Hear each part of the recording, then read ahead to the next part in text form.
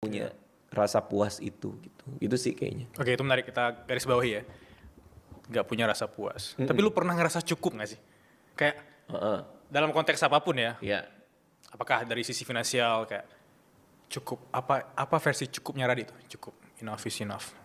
Iya, konteks apa? Finansial. Boleh finansial, boleh apapun yang lu ngerasa oke gue cukup di sini. Karena beda konteks, beda jawaban pasti. Boleh. Kalau kita bicara finansial, dana pensiun gue terkumpul tahun 2019. Dana pensiun gue udah gue kumpulin, udah ada. Artinya gue bisa berhenti kerja. Saat ini juga gue udah punya dana pensiun untuk menghidupi gue sampai mati. Dan keluarga gue. 2019 sudah terkumpul, terseok-seok ngumpulinnya dari tahun 2005. Bulan lalu lagi lumayan nangis sih karena Porto kan kebakaran ya. Iya, benar-benar. Gara-gara Trump tiba-tiba agak bete sama semua dunia ya. Iya, bad mood semua ya. negara di dunia. Memang betul. Tapi itu pun juga masih nggak apa-apa. Gue masih bisa tahan dengan dana pensiun gue yang kebakaran pun masih bisa lah gitu. Kalaupun mau pensiun. Artinya sudah cukup nggak? Cukup. Kalau kita bicara finansial cukup. Dan gue juga orang nggak neko-neko, ya udah ya seadanya aja, secukupnya aja apa yang gue butuhin.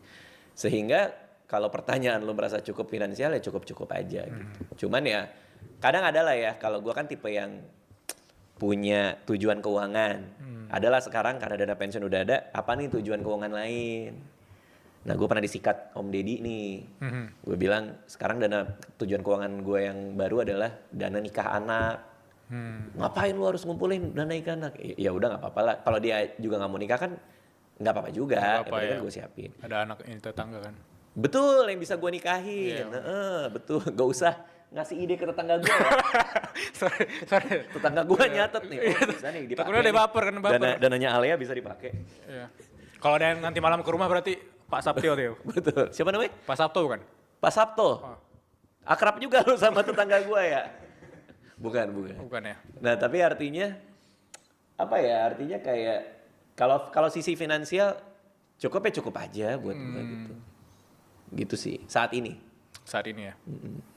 Aku pernah dengar beberapa podcast yang orang naik ke Raditya Dika kayak kalau aku punya 1M harus kemana, harus ngapain segala macam. Ini konteksnya teman-teman. Emang ada? Ada.